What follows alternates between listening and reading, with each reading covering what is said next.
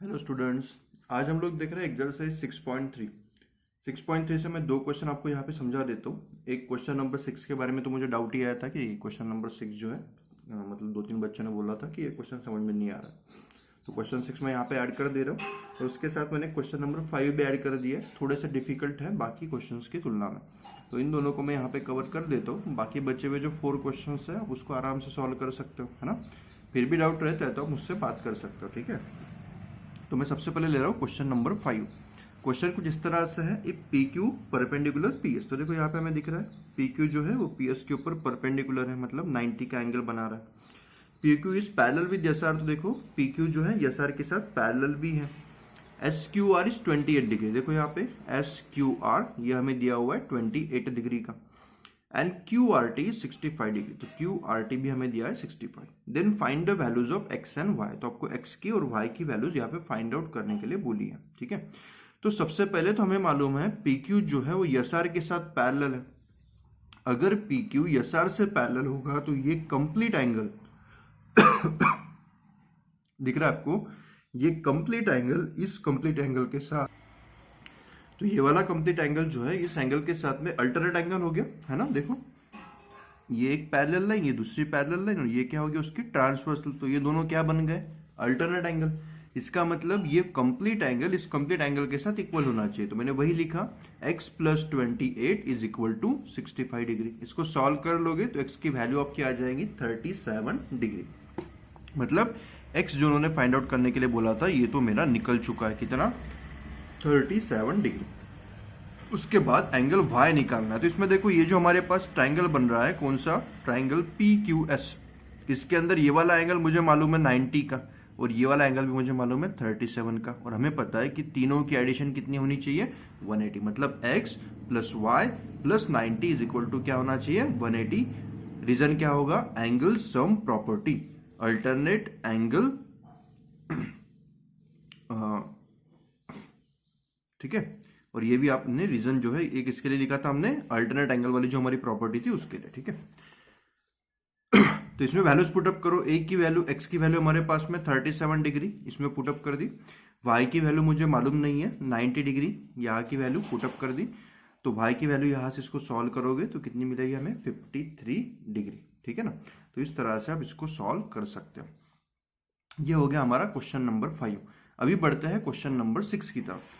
तो क्वेश्चन 6 कुछ इस तरह से हमें दिया हुआ है, the side Q R of triangle P Q are is produced two point S if the bisector of P Q are. उसने बोला है कि पी क्यू आर का bisector and P R S का बाइसेक्टर, इनका बाइसेक्टर मतलब वो angles क्या हो जाएंगे, दो इक्वल पार्ट्स में डिवाइड हो जाएंगे। Meet at the point T, वो टी पॉइंट पे मीट करते हैं। तो आपको ये प्रूव करके दिखाना है। तो हमने डायग्राम बना लिया, मैं आपको डायग्राम दिखा देता हूँ और क्या क्या हमें उसमें करना है वो भी मैं यहाँ पे आपको समझा देता हूँ। तो इस तरह से डायग्राम है, उसने जो बोला था उसी हिसाब से हमने डायग्राम को बनाया है, ठीक है। पी क्यू आर का बाइसेक्टर बोला है और उसके बाद पी आर एस का बाइसेक्टर, दोनों के बाइसेक्टर प्रोड्यूस कर पे कहाँ पे मिलने चाहिए, बोलते हैं टी पॉइंट में, ठीक है। इसका मतलब क्या हुआ, ये वाला एंगल और ये वाला एंगल इक्वल होगा, और यहाँ पर भी ये वाला एंगल इस वाले एंगल के साथ में इक्वल होना चाहिए, ठीक है ना। तो देखो इसमें वैल्यूज मैंने पुट कर दिए और गिवन जो जो उसने बोला है वो मैं लिख लेता हूँ। T Q R, T Q R मतलब कौन सा, ये देखो टी क्यू आर मतलब ये वाला एंगल। तो ये वाला एंगल इस पूरे एंगल का कैसा होगा, हाफ होगा। तो वही मैंने लिखा है, क्योंकि ये बाइसेक्टर है, मतलब दोनों एंगल्स कैसे होंगे, सेम होंगे। तो एक एंगल बड़े वाले एंगल सा कैसे होना चाहिए, हाफ होना चाहिए। तो T Q are is half of the P Q are. उसी तरह से T R S is the half of P R S. T R S जो है वो पी आर एस का क्या होगा, हाफ होगा, क्योंकि पी आर एस का टी आर एस क्या है, एक बाइसेक्टर है ना। ये जो आपका आर टी एंगल यहाँ पे बन रहा है, या फिर आर टी आपका जो आर्क आप बोल सकते हो इसमें आर्म बन रहा है, वो आर्म क्या करता है, पी आर एस को डिवाइड करता है दो इक्वल पार्ट्स में। गिवन में उसने बोला है क्योंकि एंगल बाइसेक्टर, और उसके कारण ये वाला एंगल इस एंगल के साथ इक्वल होगा, मतलब ये वाला एंगल इस बड़े वाले एंगल का कैसा होगा, हाफ होगा। समझ में आया आपको। तो ये वाला एंगल पी क्यू आर का हाफ है और ये टी आर एस वाला एंगल पी आर एस का हाफ है। प्रूव करने के लिए बोला है कि क्यू टी आर, देखो एक बार क्यू टी आर मतलब ये वाला angle, Q T R is half of Q P R, मतलब इस वाले एंगल का ये हाफ है, ऐसा हमें प्रूव करना है। तो देखो कैसे करेंगे, एकदम सिंपल सा क्वेश्चन है। हमने एक प्रॉपर्टी पढ़ी थी, एक्सटर्नल एंगल प्रॉपर्टी, कौन सी, एक्सटर्नल एंगल प्रॉपर्टी। तो एक्सटर्नल एंगल प्रॉपर्टी क्या बताती है, जैसे मैंने आपको एक डायग्राम यहाँ पे बना के दिखाता हूँ, ऐसा अगर एक बार ट्रायंगल है तो ये बाहर वाला एंगल इन दोनों एंगल के एडिशन से बराबर होता है, बताया था। तो यहाँ पे हम दोनों ट्रायंगल के अंदर इस एक्सटर्नल एंगल प्रॉपर्टी को यूज करेंगे। सबसे पहले किसमें करता हूं मैं, पी क्यू आर में। देखो पी क्यू आर ट्रायंगल के लिए ये वाला क्या हो गया, उसका एक्सटर्नल एंगल हो गया, सही है।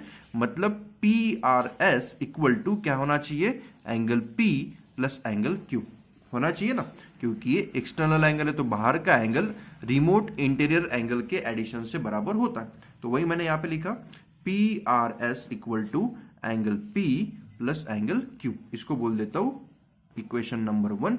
रीजन क्या आएगा, एक्सटर्नल एंगल प्रॉपर्टी। ये हुआ मेरा पी क्यू आर ट्रायंगल के लिए। अभी किसके लिए देखता हूं मैं, एंगल टी क्यू आर के लिए। देखो टी क्यू आर, तो टी क्यू आर के लिए टी आर एस हो जाएगा मेरा एक्सटर्नल एंगल, है ना। और T R S equal to क्या आना चाहिए, ये छोटा वाला एंगल क्यू और ये एंगल टी। तो वही मैंने यहां पे लिखा है, T R S equal to angle T, मतलब ये ऊपर वाला, plus angle T Q R, मतलब ये छोटा क्यू। क्यू में दो अलग अलग क्यू है, एक पी क्यू आर है और एक टी क्यू आर है, मतलब ये छोटा वाला। इसका भी रीजन आएगा एक्सटर्नल एंगल प्रॉपर्टी। टीआरएस की वैल्यू हमें गिवन है, देखो मैंने यहां पे भी लिख के रखी थी गिवन के अंदर ही। टीआरएस इज इक्वल टू क्या था, हाफ ऑफ पीआरएस, और टी क्यू आर क्या है, half of P Q R. तो वही वैल्यू मैं इसके अंदर पुट कर देता हूं। टीआरएस की जगह पे क्या आएगा, हाफ ऑफ पीआरएस, तो मैंने वही लिख दिया है, टीआरएस की जगह पे half of PRS, angle T वैसे का वैसा। टी क्यू आर की वैल्यू क्या थी, half of P Q R, तो वो मैंने यहाँ पे लिख दी। तो आपको रीजन इस तरह से लिखना जरूरी है, या फिर आप इसमें लिख दोगे गिवन, ठीक है ना। अभी देखो मेरे पास जो पहला इक्वेशन था उसके लेफ्ट में लिखा हुआ है पीआरएस, और इसके भी लेफ्ट में लिखा हुआ है पीआरएस। सिर्फ डिफरेंट क्या है, ये 1 पीआरएस है और ये हाफ पीआरएस है, तो मुझे इसको भी 1 करना पड़ेगा। मतलब मैं क्या करता हूं, अगर मैं इसको मल्टीप्लाई बाय 2 कर दूं तो ये 2 कैंसिल हो जाएगा, सही है ना। तो इसलिए मैं क्या कर रहा हूं, multiply by 2 on the both side. तो इसी इक्वेशन को मैं 2 से मल्टीप्लाई कर देता हूं। देखो क्या होगा, हाफ ऑफ पीआरएस इंटू 2 क्या हो जाएगा आपका पीआरएस, क्योंकि हाफ और 2 जो है वो कैंसिल हो जाएगा। उसके बाद एंगल टी का डबल हो जाएगा, क्योंकि 2 से तो हर एक नंबर को मल्टीप्लाई करना पड़ेगा। इसको 2 से करोगे तो हाफ और 2 कैंसिल हो गया, पीआरएस आ गया। इसको 2 से करोगे तो 2 टाइम्स ऑफ टी आ जाएगा। यहाँ पे भी हाफ और 2 से करोगे तो 2 एंड हाफ जो है वो कैंसिल हो जाएगा। क्या बचेगा मेरे पास, पी क्यू आर। आए समझ में। अभी देखो यहाँ पर मेरा पहला इक्वेशन जो है उसके लेफ्ट में भी पीआरएस लिखा हुआ है और इस सेकंड इक्वेशन के लेफ्ट में भी पीआरएस लिखा हुआ है, मतलब दोनों की लेफ्ट हैंड साइड सेम है। अगर किसी भी इक्वेशन में लेफ्ट हैंड साइड या कोई भी एक साइड अगर सेम होती है तो राइट हैंड साइड भी इक्वल हो जाएगी। मतलब angle P plus angle Q equal to क्या होना चाहिए, 2 times of angle T plus angle P Q R. तो वही मैंने यहाँ पे लिखा हुआ है, from 1 and 2 angle P plus angle Q is equal to 2 times of angle T plus PQR। But यहाँ पे जो मेरा एंगल Q बन रहा है और ये वाला जो एंगल Q है ये सेम ही है ना। एंगल Q मतलब बड़ा वाला एंगल Q, जो कौन सा था, PQR, और ये भी क्या है, PQR। तो PQR दोनों साइड में आ रहे हैं, तो इसको मैंने यहां से कट कर दिया। क्या बचा मेरे पास, angle P is equal to 2 times of angle T। इसको रीअरेंज करोगे, 2 को अगर इक्वल टू सीधा लेके आओगे तो t इज इक्वल टू क्या बचेगा, हाफ ऑफ एंगल p। और t मतलब कौन सा, बड़ा वाला QTR, तो मैंने लिख दिया angle QTR is equal to half of QPR। और इस तरह से आप इस इक्वेशन को यहाँ पे प्रूव कर सकते हो, है ना। आई होप आपको समझ में आ चुका है। अगर नहीं आया है तो आप इस वीडियो को फिर से एक बार डबल से देखो, या फिर वीडियो की स्पीड को थोड़ा सा कम करके देखो। मैं ज़्यादा लंबा वीडियो नहीं बनाना चाह रहा हूँ, इसलिए मैंने थोड़ा सा इसको फास्ट में लिया है। बट अगर आपको समझ में नहीं आता है तो आप मुझसे कांटेक्ट कर सकते हो, मैं आपको फिर से एक बार उस क्वेश्चन को एक्सप्लेन कर दूंगा, है ना। या फिर आप वीडियो की स्पीड को थोड़ा स्लो कर दो, आपको ये आराम से समझ में आ जाएगा, है ना। तो इस तरह से आप इस क्वेश्चन को सॉल्व कर सकते हो। तो क्वेश्चन 5 और क्वेश्चन 6 दोनों क्वेश्चन मैंने आपको यहाँ पे समझा दिए। बाकी जो एक्सरसाइज है आपको कंप्लीट करनी है और एक कंप्लीट करके मुझे भेजनी है, ठीक है ना।